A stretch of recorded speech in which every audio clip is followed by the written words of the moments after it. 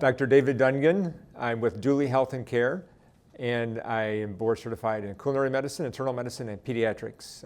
I practice in primary care full-time and also run and lead our culinary medicine program now in its third year. Dooley Health and Care is located in the suburban regions of Chicagoland, and we also are in northern Indiana, western Illinois, northeast Missouri, and southeast Iowa. Culinary medicine means to me is teaching people how to fish. We always are good in healthcare about telling people what to do, telling them to eat this, don't eat this, don't do that, but we never show them. So culinary medicine to me is that final step of really taking that patient and helping them to understand what they need to do and how they can do it and how they can do it easily for their health.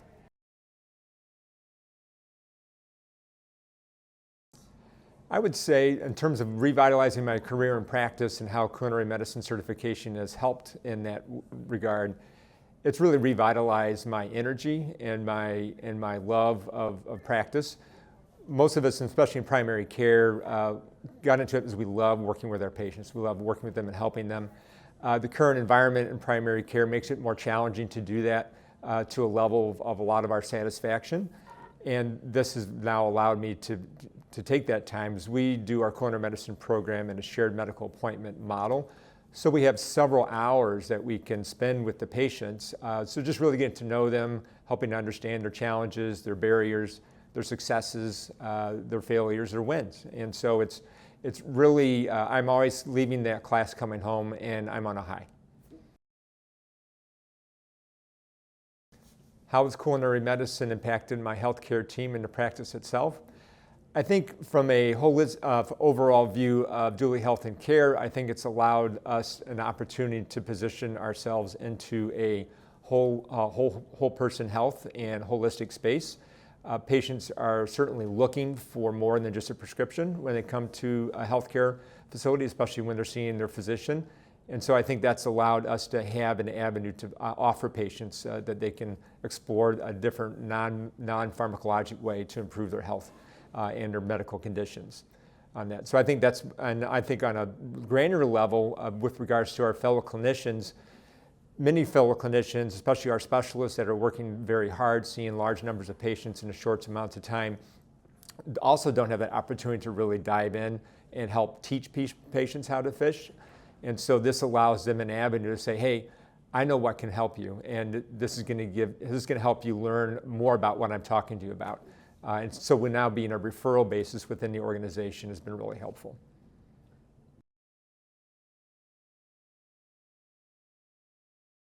So how we began shared medical appointments.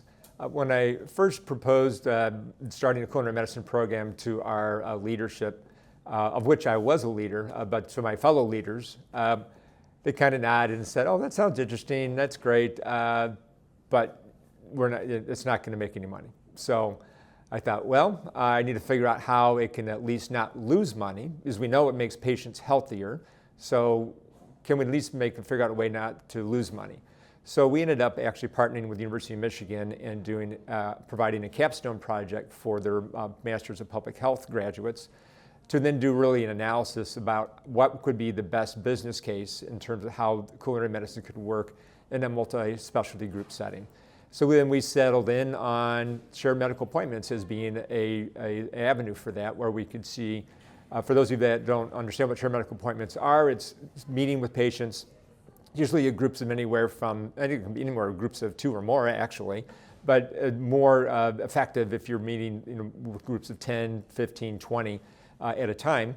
And then you're going over common themes and common topics that are important for those patients' health, but also still having some individualized assessments and or goal setting with those particular patients in that space.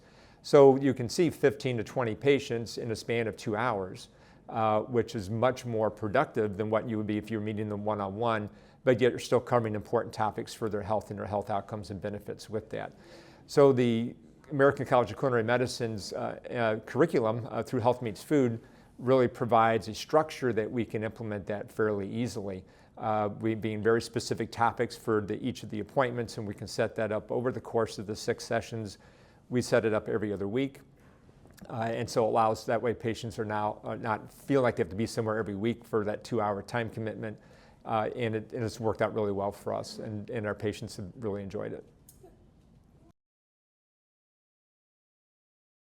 And think in terms of becoming certified and being involved in culinary medicine, I think for a colleague, I would first of all, help them, regardless of what you do with it, it's a great way to expand your learning and your understanding of ways that you can take care of patients and how we can impact patients' health.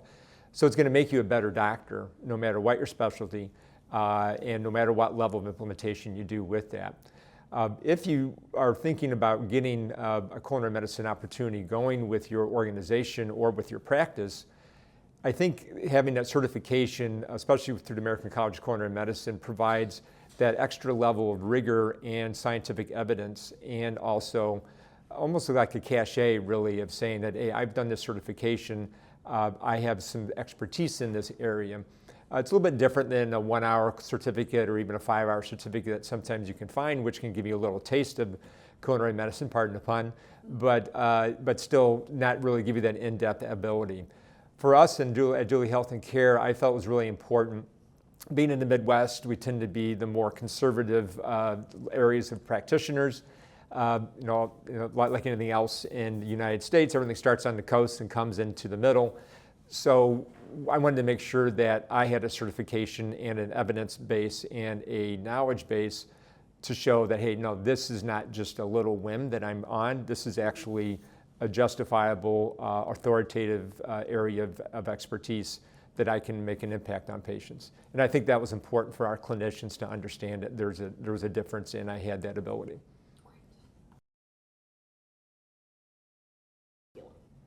What is my favorite recipe or ingredient? So I do a lot of cooking at home, so that's going to be tough. Well, probably what would be most accessible in a under-resourced area would be beans and rice. Complementary proteins, whole grain, vegetarian-based. You can add whatever seasonings I can find. I could add a little bit of coconut milk. I could add some other things on that from that remote island to really give it some flavor and pop in terms of that. But that's certainly, and that's a great base that then you can jump off to, right? You can then add any kind of other protein to it. I go out and catch my fish out of the sea, and I can, a la Tom Hanks, I can grill it up on the beach and that type of thing. So, yeah, I think rice and beans are always a great forefront in terms of that. I would say the other one I really like and then the legume family are lentils. I never had a lentil growing up until I married my wife, who's a Greek and Italian. And then the first time I had her mother's lentil soup, I was like, wow, what is this? The flavor, the fullness, the energy, the fiber, the richness was fantastic. So I love making that too.